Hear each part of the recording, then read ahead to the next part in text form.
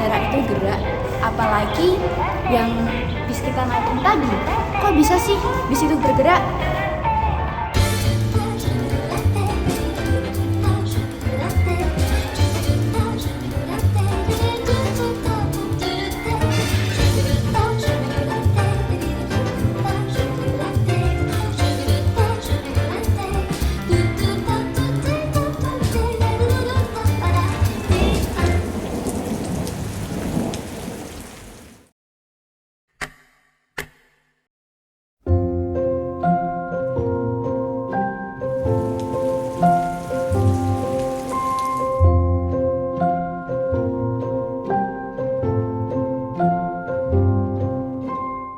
BTW, SDA tuh lagi jadi trending topik deh. Kayak, soalnya tuh SDA banyak gitu loh di sekitar kita.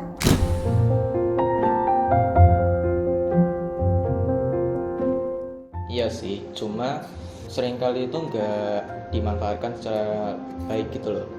Nah, padahal kalau dimanfaatkan dengan baik, itu bisa punya nilai ekonomi loh.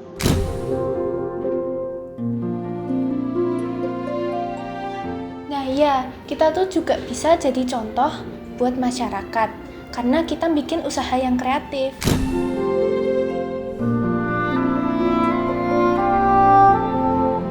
Kalau ngomongin SDA sih, di daerah tempat tinggalku sih lidah buaya banyak, tapi ya itu banyak yang belum keurus aja.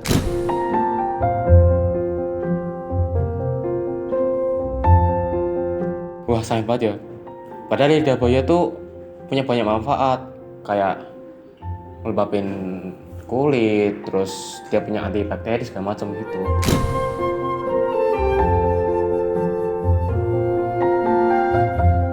Oke, kalau itu gimana kita kalau manfaatin SDA di rumahnya Yona aja?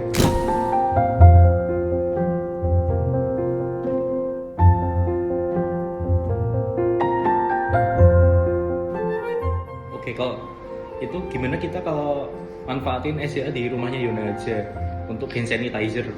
Karena bahannya alami dan juga aman untuk membersihkan tangan. Aku setuju, kayak selain kita menjaga kebersihan tangan, kita juga jadi memanfaatkan SDA lokal. Dari segi ekonomi juga bisa membantu, misalnya menjadi peluang usaha kecil. Iya sih, soalnya tuh sebenarnya SDA tuh juga bisa buat bantu kebutuhan masyarakat, tahu nggak sih? Oke, kalau gitu berarti kita deal ya, bikin hand sanitizer dari lidah buaya. Setuju, mulai dari hal kecil tapi bermanfaat. Semoga ide kita ini bisa berdampak baik untuk lingkungan dan masyarakat. Kalau gitu bikinnya di rumahku aja gimana? Setuju kan? Ada setuju ya? Tapi alat dan bahannya apa aja ya? Bahannya itu ada alkohol 70%, lidah buaya, gliserin, blender, sama botol. Aku bawa lidah buaya ya? Lidah buaya kan ada di rumah. Aku blender deh. Oke, berarti aku botol ya. Aku alkohol 70% ya. Aku gliserin berarti. Kamu apa ya? Iya, paling bawa pisau.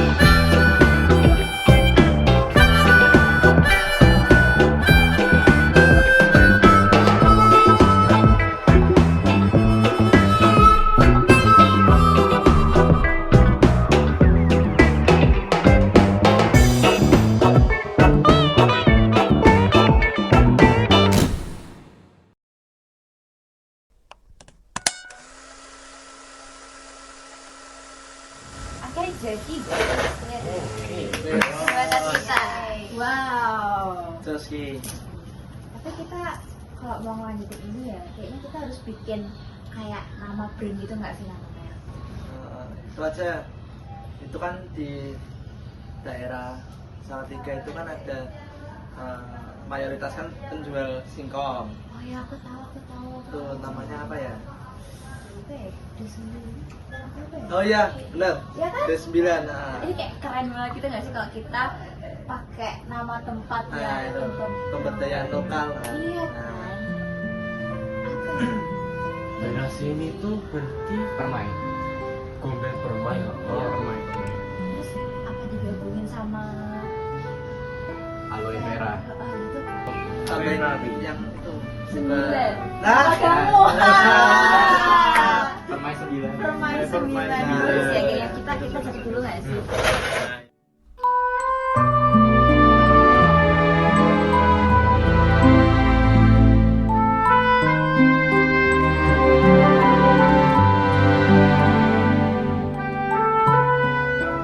Kayak kalau ada slogan kan kita jadi kayak lebih orang-orang kan lebih keinget gitu kan sama merek kita yang kita buat gitu. Slogannya apa? Kesannya alami itu kayak natural gitu. Kalau naturally clean Boleh. itu kali. Oke.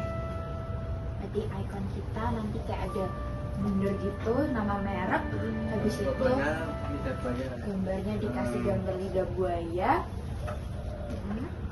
Dengan judul mereknya Vermai 9. Nah, itu. Habis itu warnanya hijau putih. Nah, Yes. apa namanya? Naturally clean. Clean slogannya. Betul ya.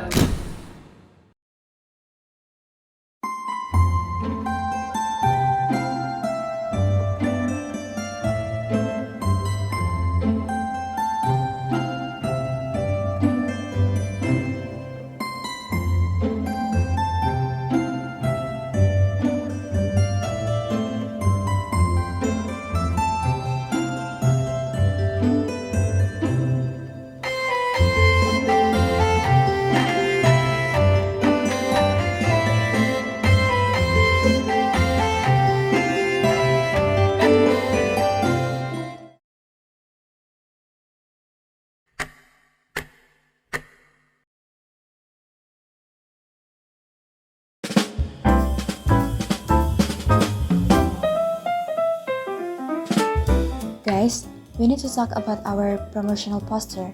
The product is ready, but we still haven't decided how to design the poster.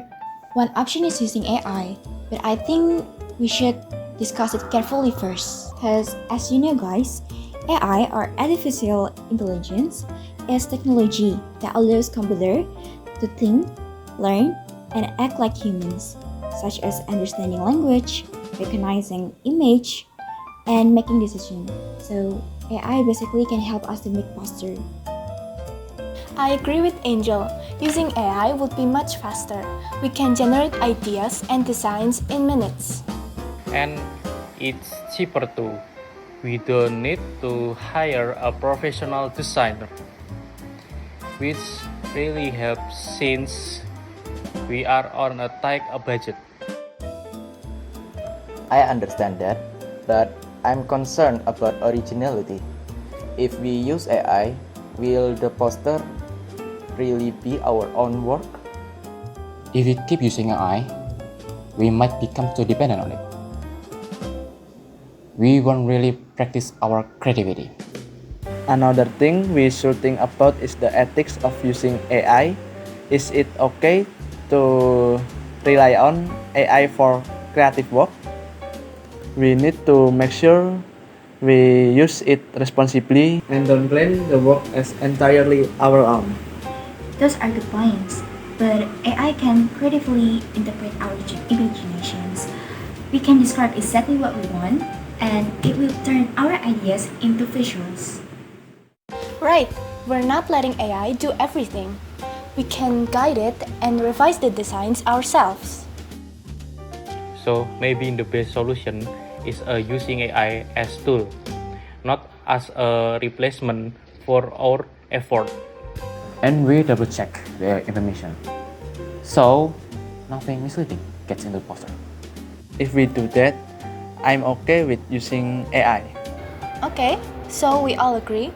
We will use AI to save time and cost, but we will also control the creativity and accuracy. Alright then, we've considered both sides. Let's use AI wisely and make sure the final poster truly represents our creativity and responsibility.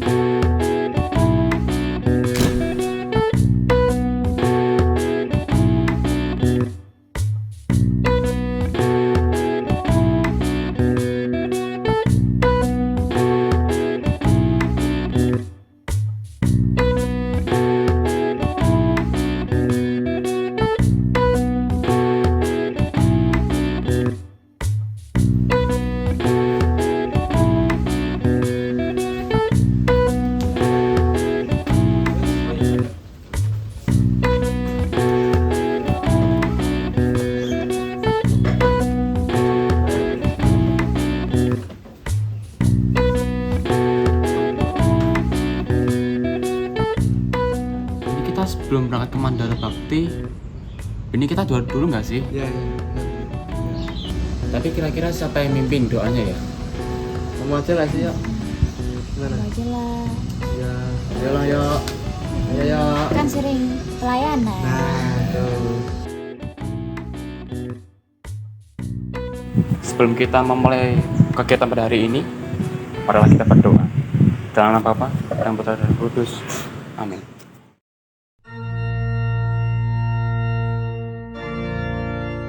Yalah Bapa yang Maha Kasih, kami mengucap syukur atas penyertaan dan rahmat-Mu, hingga kami dapat berkumpul di tempat ini dengan selamat. Terima kasih ya Bapa atas kesehatan, kesempatan belajar, serta kekuatan yang Engkau berikan kepada kami. Berikut ini, kami akan memberikan permohonan yang akan kami sampaikan kepada Engkau ya Bapa. Ya Tuhan yang Maha Pengasih, kami bersyukur kepadamu karena Engkau telah memberikan kesempatan kepada kami untuk belajar di sekolah ini. Kami memohon ya Tuhan, semoga Engkau memberkati kami, siswa-siswi SMA PL Don Bosco, supaya mampu menjalani kegiatan sekolah dengan penuh tanggung jawab. Bimbinglah kami agar selalu tekun belajar dan tidak mudah menyerah dalam menghadapi kesulitan. Bukalah hati dan pikiran kami, supaya dapat memahami dan menyerap ilmu yang diajarkan. Semoga ilmu yang kami peroleh berguna bagi masa depan dan kehidupan kami. Berilah kami semangat, disiplin, dan sikap saling menghargai dalam lingkungan sekolah. Dampingilah juga para guru agar selalu bijaksana dalam mendidik dan membimbing kami. Kami serahkan seluruh proses belajar ini ke dalam penyertaan-Mu. Amin. Ya Tuhan Allah yang Maha Kuasa, kami bersyukur atas kesempatan dan kemampuan yang Engkau berikan kepada kami. Kami mohon penyertaan-Mu agar proses pembuatan produk ini berjalan dengan lancar dan aman. Berilah kami kebijaksanaan, ketelitian, dan kerjasama yang baik dalam setiap tahap pekerjaan. Jauhkanlah kami dari segala hambatan dan kesalahan yang dapat mengganggu usaha kami. Semoga hasil kerja kami bermanfaat bagi sesama dan memuliakan nama-Mu. Amin.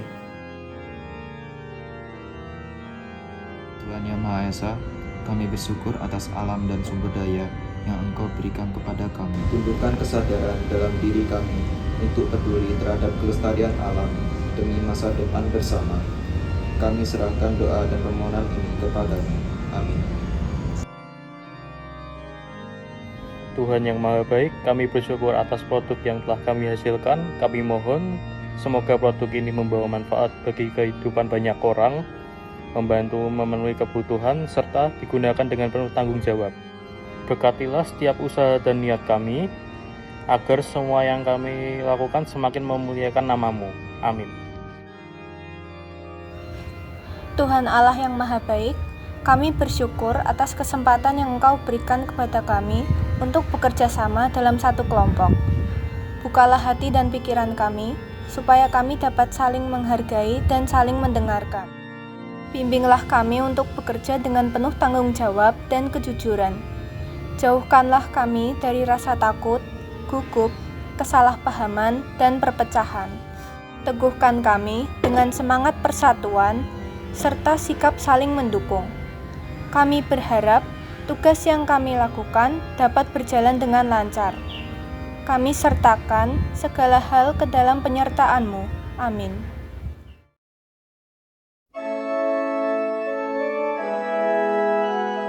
Demikian ya Bapa, sudilah Engkau mendengarkan doa dan permohonan kami ini. Sertailah kami selama pelaksanaan ujian praktik ini, dan ajarlah kami menerima setiap hasil dengan penuh rasa tanggung jawab dan rasa syukur. Dan sekarang ya Bapa, setelah ini kami akan berangkat menuju Mandala Bakti. Berkatilah kami dalam perjalanan ini ya Tuhan. Semua ini kami mohon kepadamu dengan pengatakan Kristus Tuhan kami. Amin. Dan Bapa dan Putra dan Roh Kudus.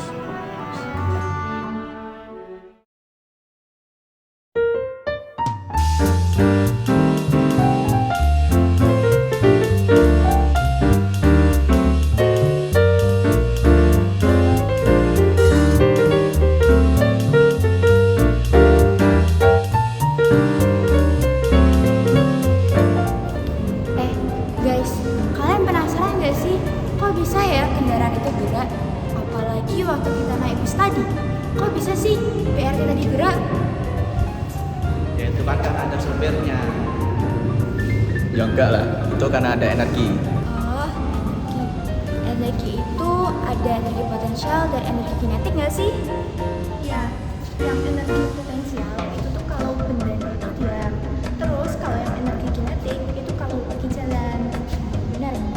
Energi kinetik itu tergantung tergantung pada masa dan kecepatannya. Terus energi buat jalannya dapat dari mana? Ya dari bahan bakar, jadi kimia driver itu jadi energi gerak buat mesinnya. Nah, energi geraknya itu jadi dijadikan gaya pada busnya sehingga dia melakukan gerakan. Nah, gerakannya itu akan menghasilkan perpindahan sehingga busnya itu melakukan sebuah usaha, yaitu energi yang disalurkan oleh benda sehingga dia bergerak. Rumusnya itu B sama F kali S ya? Nah, iya. Nah, jadi bahan bakar solar yang berada di mesin bus itu nanti akan mengalami pembakaran sehingga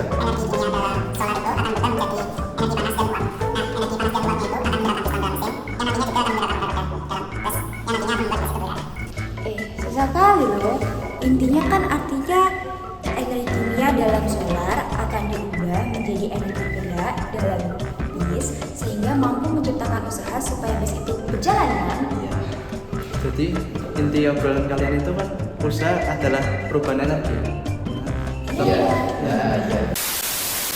Oh iya, di Museum Mandala Bakti ini kira-kira isinya apa aja ya? Banyak sih, ada kayak lukisan, terus pertempuran di Diponegoro, pertemuan di Semarang, terus perlengkapan senjata gitu, banyak sih dari sini. Oh iya, macam-macam ya. Oh iya, kira-kira latar belakangnya 5 hari di Semarang itu apa ya? Kita bisa lihat di sana sih, di sana ada juga Oke. latar belakangnya. Kayaknya tuh di sini deh. Coba. Nah, itu. Jadi itu latar belakangnya pertempuran di Semarang itu ya karena pertama tentara Jepang yang akan dikirimkan ke penjara dulu itu kabur, terus dia melucuti senjatanya TKR. Lalu yang kedua itu terbunuhnya Dr. Karyadi. Tapi siapa aja ya yang berperan dalam pertempuran 5 hari di Semarang? Coba aku cari peran pahlawan ini dari AI ke Gemini dulu. Boleh. Boleh ya? Terus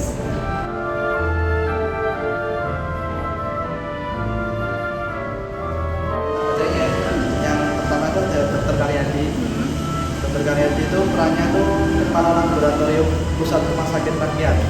Sekarang jadi RSUP Dr. Karyadi. Yang kedua tuh Dr. Wongsonegoro.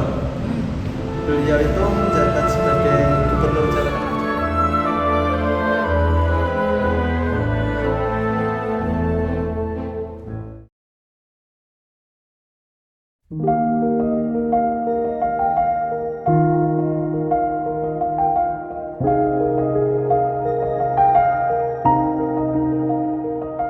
Itu monumen apa ya? Oh, ini namanya Monumen Tugu Buddha. Ini monumen untuk mengenang pertempuran 5 hari Semarang. Hai guys, kita masih di Mandala Bakti. Tapi kita udah beberapa hari ini belajar untuk memberdayakan sumber daya alam. Terus hari ini kita jalan-jalan buat terus ternyata kita dapat banyak pengetahuan. Sekian dari kelompok kami. Terima kasih.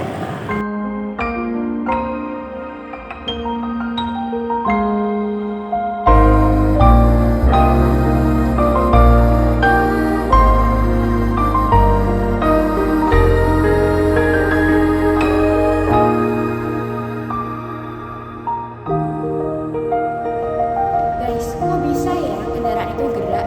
Apalagi yang bis kita naikin tadi. Kok bisa sih bis itu bergerak?